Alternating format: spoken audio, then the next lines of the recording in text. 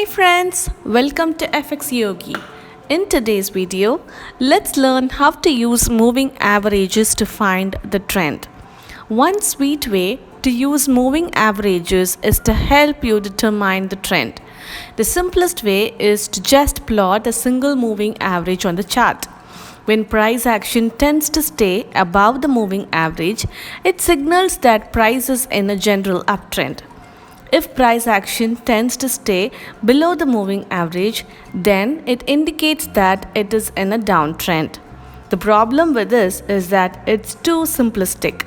Let's say the USD JPY has been in a downtrend, but a news report comes out causing it to surge higher. You see that the price is now above the moving average. You think to yourself, it looks like this pair is about to shift direction. So you do just that. You buy a billion units because you're confident that USD JPY is going to go up. You get faked out. As it turns out, traders just reacted to the news, but the trend continued and the price kept heading lower.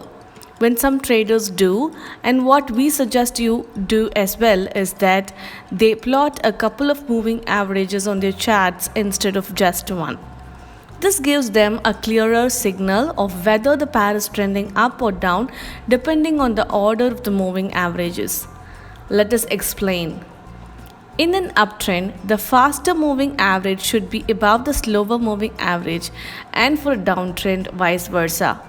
For example, let's say we have two MAs, the 10 period MA and the 20 period MA on your chart. It would look like this. Above is a daily chart of USD JPY.